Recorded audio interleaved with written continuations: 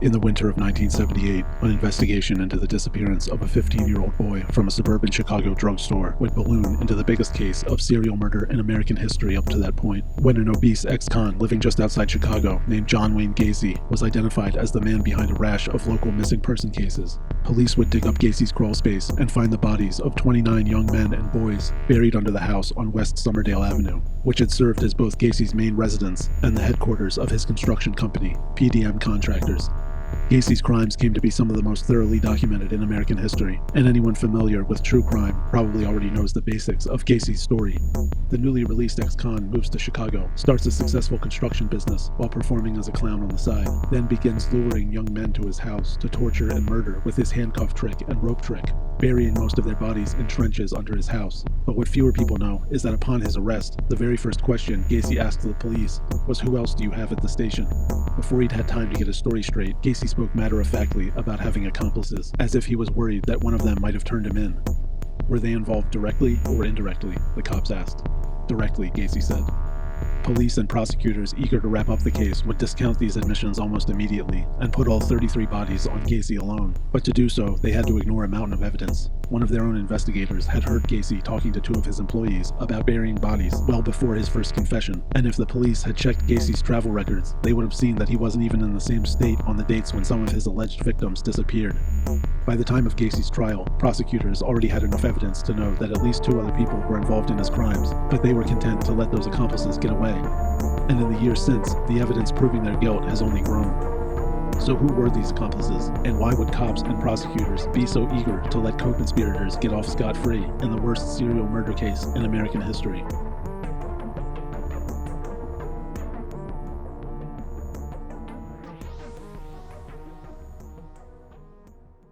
About those men who have achieved power, and also among those men who wanted it but didn't get it. Men like poor Gacy in Chicago, who killed at least 33 boys. He was not a well-to-do man, but he was a joiner. He paid high dues to join men's clubs. He paid $1,000 to join the President's Club so he could have dinner with Jimmy Carter. Instead, he had dinner with Mrs. Carter and had his picture taken with her. He was an upward striver. He killed at least 33 boys. He offered in his defense that he could not identify any of the 33 boys by face or by name because he had had sex with 1,500 different boys in the previous 5 years, 300 different kids a year, and most of them, as he said, were prostitutes. He didn't snatch them off the street. He went out and bought their services, and then he coerced them, as this lawyer in Washington says no one ever does. He made them captives and he killed them. Chronologically, the earliest indication police had that Gacy wasn't acting alone came well before he became a murder suspect, from the testimony of Jeffrey Rignall, one of the few men to survive his encounter with Gacy. In March of 1978, Rignall, who had a girlfriend despite describing himself as an out gay man, left his girlfriend's apartment and walked down to the Newtown neighborhood of Chicago, an area known for male prostitution, where he encountered John Wayne Gacy, driving his black Oldsmobile with spotlights, which resembled an undercover police car. According to Rignall's story, Gacy offered him a ride, and Rignall accepted. The men talked and smoked marijuana until Gacy placed a chloroform rag over Rignall's face, knocking him out. Rignall would be carried into Gacy's house and spend the next few hours in and out of consciousness, subjected to a horrifying ordeal of torture and sexual assault. Between the repeated chloroform doses, while splayed out on Gacy's couch, Rignall noticed a light come on in an adjacent room and realized someone else must be in the house. Then, in a moment of lucidity, Rignall noticed that a third man was in the room with him and Gacy, watching the assault take place, and maybe even participating. This third man was younger and skinnier than Gacy, with brown hair parted down the middle. Rignall would wake up hours later underneath a statue in Chicago's Lincoln Park and stumble back to his girlfriend's house, his body covered in cuts and bruises. He eventually hunted Gacy down after recognizing his car on the freeway and got him charged with misdemeanor battery, the most substantial charge police were willing to press despite the serious nature of the assault. Rignall was far from a perfect victim. He was an out homosexual, walking in an area known for male prostitution, when he voluntarily got in Gacy's car and willingly smoked marijuana with him, after which, according to Rignall's story, Gacy produced a chloroform-soaked rag and pressed it to Rignall's face, knocking him unconscious. Now, to be clear, a bottle of chloroform was found in Gacy's house, so it's possible that Gacy used it on his victims, but sedation by inhaled chloroform is virtually impossible in the manner Rignall described. For an adult man like Rignall, it takes at least 5 minutes of sustained, deep breathing through the rag to ingest a dose of chloroform high enough to be incapacitated, making it essentially impossible to sedate someone in this way without their cooperation. Perhaps Rignall just didn't want to admit that he was cruising that night, or that he had voluntarily consumed harder drugs with Gacy before the assault. But whatever the case, Gacy and his accomplice escaped any real punishment for the crime, despite the seriousness of Rignall's physical injuries. More evidence for an accomplice came from the case of another Gacy victim, a 19-year-old former Marine named John Mowry. On September 25, 1977, Mowry was seen alive for the last time, leaving his mother's house at 10 p.m. after having dinner there. He was scheduled to work early the next morning. When he didn't show up, Mowry's family reported him missing. Several months earlier, back in March of 1977, Gacy had been hired by a company called PE Systems, which specialized in remodeling for drugstores, a job which required frequent out-of-state travel. Years after his conviction, investigators looking at Gacy's travel records discovered that at 6 a.m. on September 26th, Gacy had been documented as working at a PE Systems job site in Michigan, where he had stayed until the 30th. The drive from suburban Chicago to the job site in Michigan was about 3 hours, and Michigan's time zone is 1 hour ahead of Illinois. This means that even if Gacy didn't sleep at all that night and abducted Mowry the minute he walked out of his mother's door, he would have only had about 4 hours at most to kidnap Mowry, murder him, and dispose of his body. A timeline that seems virtually impossible. After Mowry's disappearance, his friends who went looking for him reported disturbing interactions with Mowry's roommate, an employee of PDM Contractors. John Mowry was a 19-year-old Marine when he disappeared in September of 1977. His friends tell WGN that one of John Wayne Gacy's construction workers moved in with Mowry 4 days before Mowry disappeared. Mowry's friends kept returning to his apartment, hoping to find him. We contacted him trying to find out where John was at, and he'd be upset. He was glad that John was gone. He seemed like he had a little bit of a temper, he would get mad easily. Very odd. We were afraid of him. One day, the friends say the worker was drinking and smoking marijuana when he made a shocking revelation. He told us that he knew about a location where there were a bunch of dead bodies that nobody knew about, not even the police, which I remember very clearly because he said this with such a terrible smirk on his face. We left after that and felt that he still knew something about John's disappearance that he wasn't telling us. That roommate, who worked for Gacy's company, PDM Contractors, was a friend of Mowry's, who Mowry's family and friends knew only by his first name, Mike. Remember that name. 10 days before Mowry's disappearance, on September 15, 1977, an 18-year-old named Robert Gilroy had disappeared after leaving his house just 4 blocks from Gacy's Summerdale Avenue address, intending to catch a 6 p.m. bus ride to an equestrian center. He had spoken to his girlfriend at 5 p.m. the same day, suggesting a window of less than an hour during which Gilroy could have disappeared. Years later, those same investigators poring over Gacy's travel records discovered that Gacy had flown to Pittsburgh on September 12th, 3 days before Gilroy's disappearance, and didn't return home until the night of September 16th, the day after. The bodies of both Gilroy and Mowry were later discovered in Gacy's crawlspace, so someone at the Summerdale Avenue house likely killed them. The only question is who. A month later, in October 1977, a 21-year-old Minneapolis man named Russell Nelson would disappear from the Chicago area under mysterious circumstances. Just weeks before his disappearance, Nelson, an openly gay man, had met a 28-year-old carpenter named Robert Young at a local gay bar. Nelson would quit his job in Minneapolis and tell his family that he was going on a road trip to Florida with his new friend Robert. Their first stop would be Chicago, where Young had a circle of friends and professional contacts in the construction trades. On their second night in the city, Nelson and Young would go out to a gay bar in Newtown called Crystal's Blinkers. This is what Nelson's family says happened next. October 1977, Russell Nelson disappears. According to testimony from his mother, Russell went to a disco on North Broadway with a friend who was several years older. The friend called the family to say Nelson just disappeared outside the disco and that he would look for him if they'd send money. He called me 2 or 3 times a week and threatened me for money. He said he was staying down here to look for my son. Russell Nelson's brothers went to Chicago to look for Russell and met with the friend who was asking their mother to send money to help search for Russell. The friend offered Russell's brothers a job with John Wayne Gacy. Russell Nelson's sister-in-law recently told us the family is anxious for answers. I would like to have if anybody else is involved in it, brought to justice for what they have done to him. Or it could have been somebody else out there. And another possible connection to Gacy. It turns out a few months before Russell Nelson disappeared, Gacy did work at a drugstore just blocks from where the friend lived. I think it tells us that John Wayne Gacy was using other individuals to procure young boys over state lines. The man identified in that segment as Nelson's friend, who the news station neglected to name, was Robert Young. Russell Nelson's family continued looking for him for several months after his disappearance, and Young told them multiple contradictory stories about the night Nelson disappeared. Less than a year later, Russell Nelson's body would be recovered from Gacy's crawlspace, and although every known Gacy victim was killed in the same way during this period, the bodies of both Russell Nelson and Robert Gilroy showed a distinctly different cause of death. Rather than being strangled, like in Gacy's rope trick, Nelson and Gilroy had died of asphyxiation, suffocating after pieces of cloth were shoved down their throats. Could it be a coincidence that the only two bodies to evidence this manner of death just happened to have died on days when Gacy was out of town? The fact that Young seemed to be lying about the circumstances of Nelson's disappearance and his attempts to recruit Nelson's brothers to work for Gacy seemed to suggest that Young may have helped facilitate Nelson's murder, staging the entire road trip just to get Nelson into Chicago. Was Gacy offering money to recruiters to supply him with victims, just like Dean Corll had? So we have indications that Gacy may have been paying people to recruit victims, and we have the cases of Jeffrey Rignall, Robert Gilroy, and John Mowry, which suggests that other people besides Gacy directly participated in his crimes. But that begs the question, if Gacy did have accomplices, who were they? And at this point, I'm going to have to include a little disclaimer. In books and media coverage about this case, these names were often changed or left out completely, but through cross-referencing events and dates, it became obvious which pseudonyms applied to which people in Gacy's orbit. However, the following segment is purely my opinion based on research from publicly available media about the case.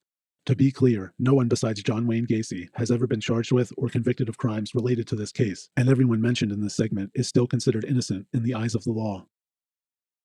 In the winter of 1978, during the investigation into Robert Piest's disappearance from the drugstore, the cops came to suspect that Gacy was involved, so they dedicated rotating two-man teams of officers to surveil him 24 hours a day.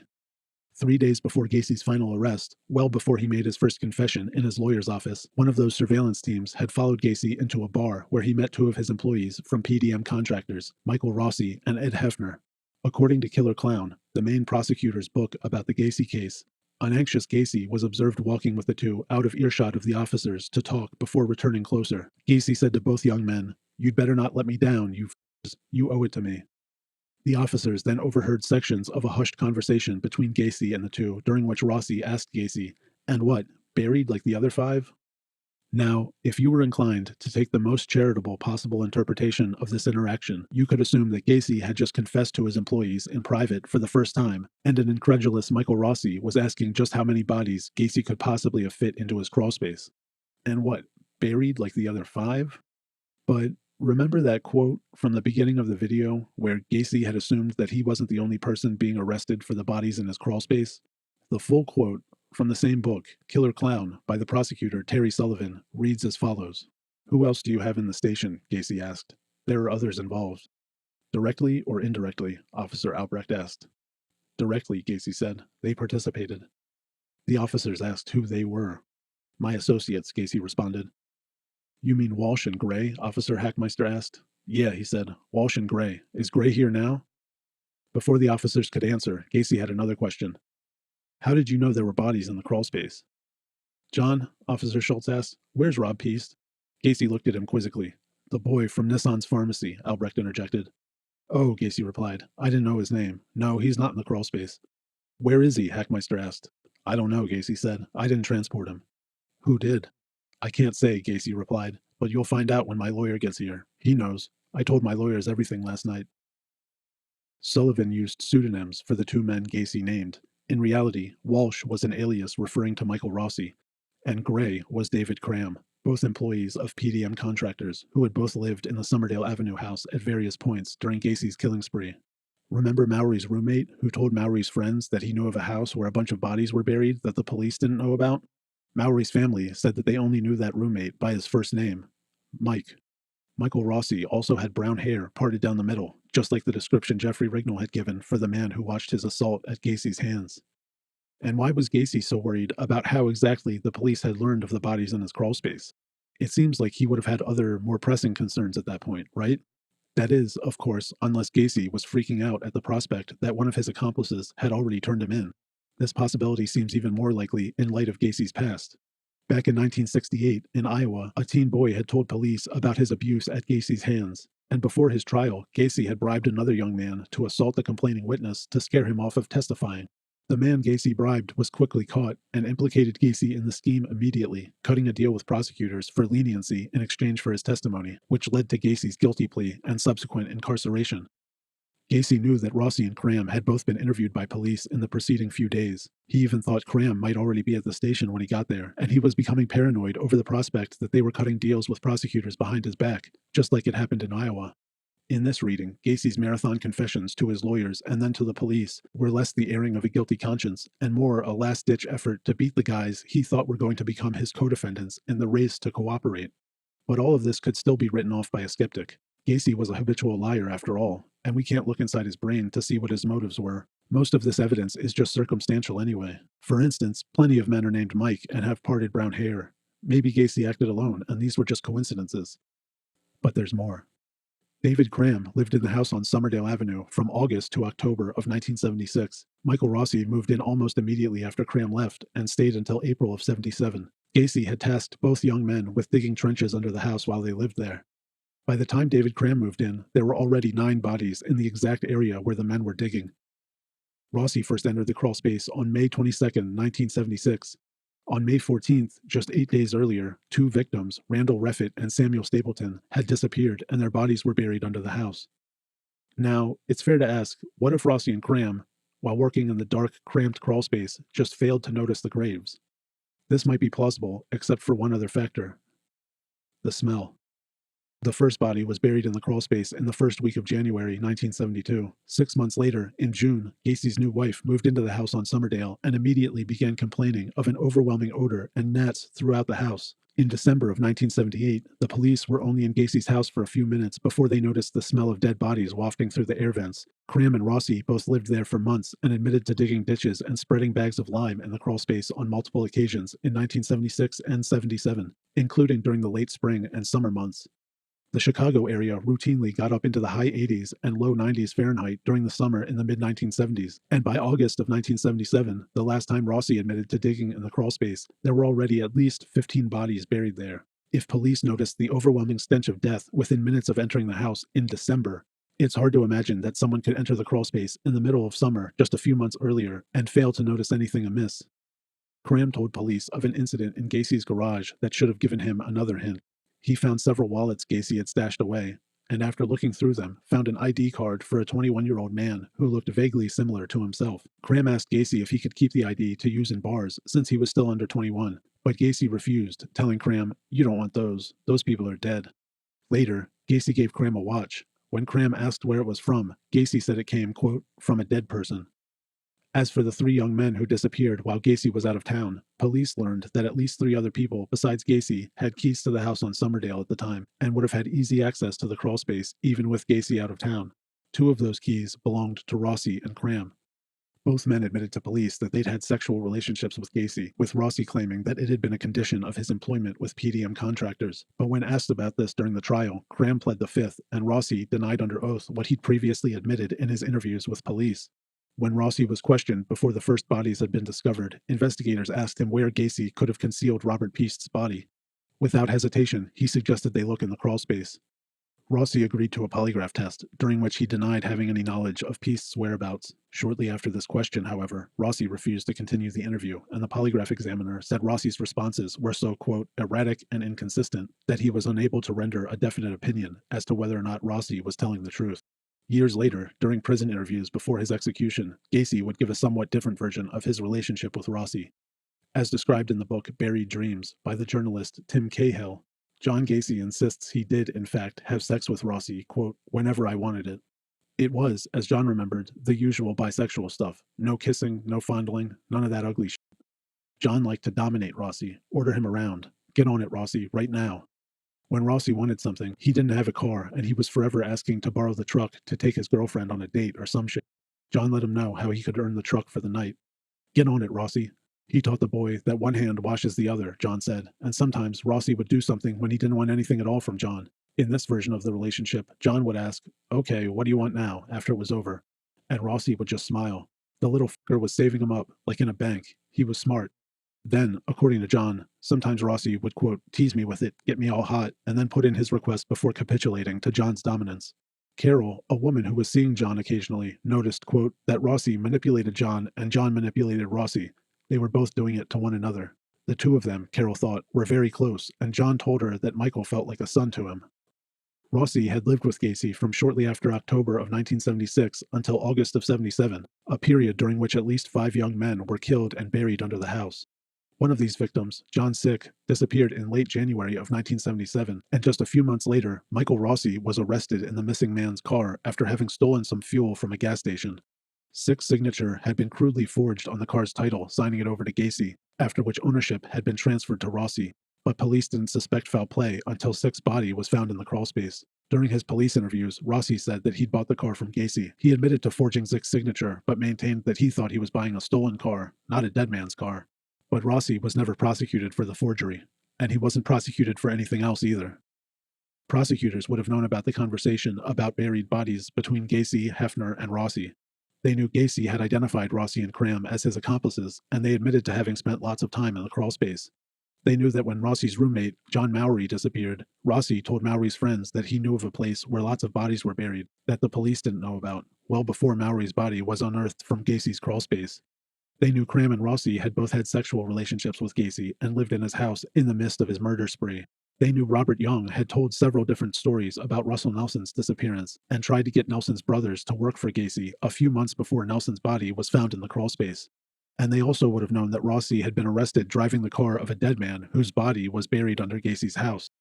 And yet no one was ever charged in any of these cases besides John Wayne Gacy. So the question becomes, why?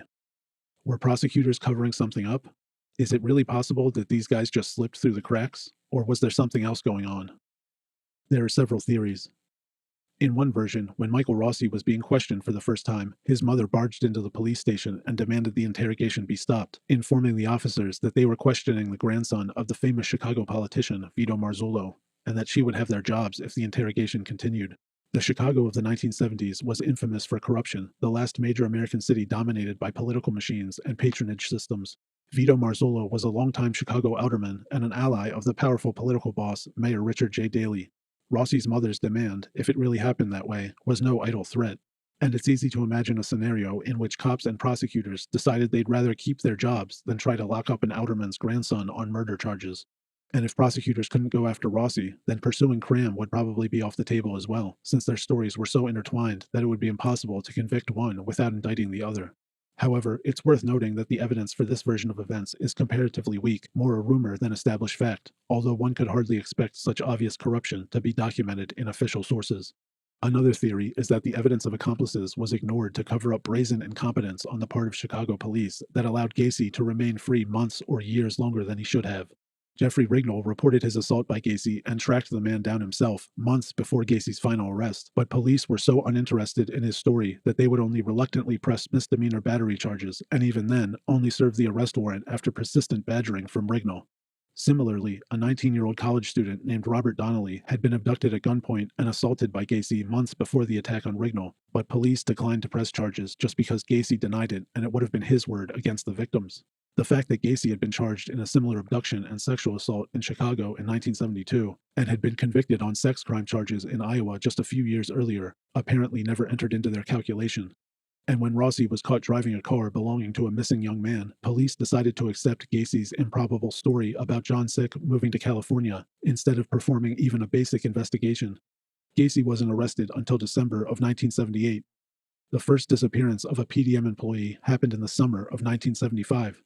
If Chicago police had just looked at their open missing person cases with young male subjects, they would have noticed that several of the missing men had started working for PDM contractors shortly before they disappeared. In this interpretation, Chicago police shut down any investigation into Gacy's accomplices because including them in the case would have drawn even more attention to their failure to follow leads and take complaints against Gacy seriously. These police failures resulted in several extra months of freedom for Gacy at the very least, during which he claimed even more victims when he should have been behind bars. An embarrassing mistake that local police were surely eager to forget. And on the more conspiratorial end of things, there's the possibility that police and prosecutors wanted to cover up the thriving market in young male prostitutes that existed in Chicago at the time, which any prosecution against Gacy's accomplices could easily have exposed. Gacy always insisted that all of his victims were male prostitutes, hustlers in the vernacular, who had tried to rob or otherwise get one over on him. While there's no way to know, and this seems unlikely on its face, the evidence does suggest that many of Gacy's victims were indeed young male hustlers, which is why most of them were picked up in the Newtown, Bughouse Square, and Lincoln Park areas of Chicago, all well-known spots for cruising and male prostitution. It's hard to overstate just how pervasive this kind of sex trafficking was in America's urban centers in the 1970s and 80s. Runaways, orphans, and foster kids were the fodder for industrial-scale child exploitation rings in every big American city, where violence and murder against the young hustlers was absolutely mundane. Some of Gacy's victims weren't identified for decades, and some remain John Does to this day, likely because they were street kids, abandoned by their caregivers who had turned to hustling to survive. The sad reality is that many of Gacy's young victims were never even reported missing because no one was looking for them. The following segment describes an investigation from the early 80s in Texas, but the phenomena described are identical to what was going on in Chicago during Gacy's killing spree. Kind of individuals involved are down the line, almost in every instance in the cases I've investigated, men who are very powerful, usually very wealthy, and usually administrate control over a large number of people. Wealthy Houstonians can and do obtain boys in a most discreet manner. It's gotten a little more sophisticated now. It's gotten more expensive. Higher prices are paid, and it's gotten a little more sophisticated in terms of I think the types of people who are into it, types of adults who are into it, professional people. Houston professional people? Yeah. Soliciting boys? Oh, sure. You know, you can be a millionaire in Houston, man. Yeah. You have people here that are so wealthy that they can't let anybody know what they're doing, that they're willing to pay $200, $300, $400 a night, for one of these boys not to say anything about them. You got judges, doctors, lawyers, politicians, advertising people involved in buying young people, if it's for an hour, for a night, or for a month, or for a year. They actually have white slavery in this country. It's a fact. And in Houston, right now, it's going on. A Texas House committee has been charged with looking at the problem. 2 public hearings later, the committee has been unable to make any serious progress. Its budget was slashed from $80,000 to $15,000, hardly enough to do an honest probe. And the committee chairman admits to knowing of the problem in Houston, but says he's been told to back off. When we started this committee, we asked for money to do an adequate investigation to determine just how serious the problem of child pornography, child prostitution, sexual exploitation is here in Texas, which I think is a proper thing for this committee to do. Now, that was the first indication that we had pressure on us. The second indication was when I appeared before the House Administration Committee, when they chopped our budget, and subsequent conversations with certain members that said, we have got to stop our investigation. Why did they want you to stop? I don't know why. I have no... Do you plan to find out? I plan to find out. I think it's serious that they were getting this kind of pressure. Their life is sad. It's 100% sad. They get up, 1 or 2 or 3 during the day, and they go out and they have to earn money, and they're treated bad. They eat only when they're fed by somebody else, and they never get anything for anything. They always have to return sexual favors for it. They sometimes get beaten, they get robbed, they get pushed. The police abuse them. Everybody abuses them. One young man got out of a car. By young man, I mean the age of probably 15, maybe 16. And he got out of the car, and he was just badly beaten. I mean, there's no two ways about it. He looked right at him, and his face was black and blue, and blood coming out of his nose, and his lip was fat, and he couldn't walk very well, and he was sick to his stomach in the bushes, and he was just very badly beaten. Evidently, he had got either a bad trick, or the man was on S&M or something, and just kind of like shoved him out of the car as he went around the corner. Opened the door for him and said, "Get out." Perhaps prosecutors feared that a trial for Rossi or Cram would expose this rampant sex trade and lead the investigation in unpredictable directions that could ensnare Chicago's elite classes. Gacy was famously a glad-handing striver and had connections in local politics and multiple Chicago civic organizations. During the trial, prosecutors routinely retconned the male prostitutes Gacy picked up as hitchhikers or men who had innocently solicited a ride from Gacy. Maybe they thought they were saving Chicago's reputation by keeping a lid on the city's rampant market for boys. Or maybe the prosecutors feared that a trial against Rossi or Cram could have transformed into an indictment of the entire law enforcement and social welfare systems in Chicago. Gacy's crime spree was also contemporaneous with John David Norman's nationwide male sex trafficking ring, which was centered in Chicago at the time. It's beyond the scope of this video to examine this possibility in detail, but Gacy and his PDM contractors had connections to Norman through their mutual employee, Philip Paskey. The more conspiratorially minded might wonder if the cover-up of Gacy's accomplices could have been related to the larger cover-up of Norman's trafficking ring. After Gacy was arrested, he and his lawyers filed a household inventory, a list of everything in Gacy's house, with the Cook County Courthouse, and among the items listed were sets of files containing blackmail material about sports figures, politicians, and celebrities. But strangely, these files were never entered into evidence, and there's no record of where they ended up after Gacy's arrest. It's not clear how Gacy obtained this material, or if he ever actually used it to blackmail anyone, but it does cast his relationships with local politicians in a somewhat different light. Other items on this list included film cameras, photo cameras, an 8mm editing deck, and a viewing screen. In interviews with men who survived their encounters with Gacy, one constant was that he always asked them if they wanted to appear in male pornography and if he could photograph their encounter. He was also well known for trading in and exhibiting pornographic film reels, stag films as Gacy called them, an industry which, in the 1970s, was virtually entirely controlled by the mafia. Gacy's employees told interviewers that Gacy frequently bragged about having connections to, quote, the syndicate, in other words, the mob, claiming to have worked for them as a hitman or drug trafficker, depending on the telling. Most of them discounted his talk of mafia connections as idle boasting, but perhaps there was more truth to it than they realized. Was Gacy producing pornography or even snuff films for trade on the black market? And where was John Wayne Gacy, the 36-year-old sex offender who ran a construction business outside Chicago, getting blackmail material on celebrities and sports stars? The four men named as potential Gacy accomplices, Ed Hefner, Robert Young, David Cram, and Michael Rossi, mostly disappeared from the public record after Gacy's conviction, although it's been established that David Cram committed suicide in 2001. At this point, short of a confession, it's unlikely that any of Gacy's possible co-conspirators will ever face justice. The most plausible scenario, where Gacy was paying his young male employees to recruit victims, just like David Brooks and Elmer Wayne Henley had done for Dean Corll, still doesn't explain how or why young men continued disappearing even when Gacy was out of town. But the rash of disappearances did largely subside after Gacy's arrest, suggesting that he was the prime mover in the atrocities being committed on Summerdale, even if others participated.